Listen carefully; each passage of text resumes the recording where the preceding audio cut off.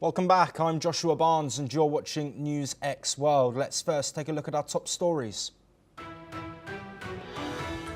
The Palestinian Foreign Ministry has urged the United Nations Security Council to halt what it has called a genocide in Gaza.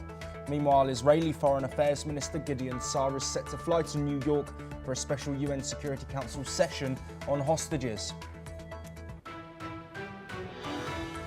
The Kremlin says that US Special Envoy Steve Witkoff's visit to Russia will be helpful amid escalating tensions and a sanctions deadline that has been imposed with US pressure on a Russia-Ukraine ceasefire.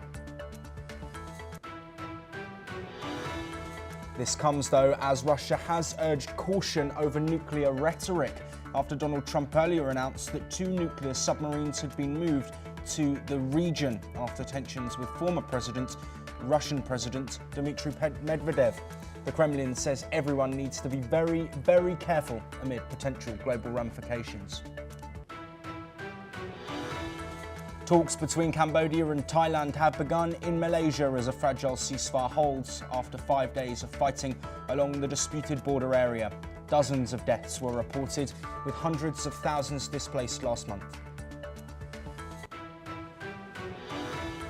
At least 76 people have died, with dozens still missing after a boat carrying mostly Ethiopian migrants sank off the coast of Yemen, marking the latest tragedy on the dangerous sea route.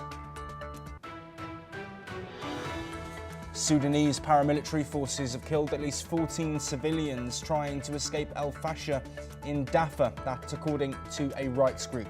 Dozens more were reportedly injured, and an unidentified, undefined number were detained in the attack over the weekend.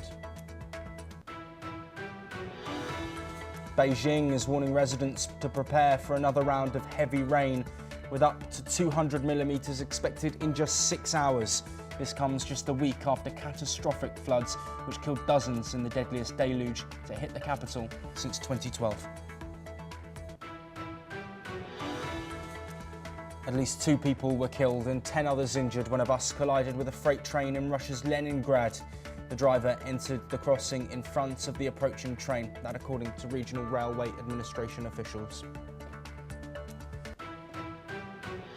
But we start this hour as preliminary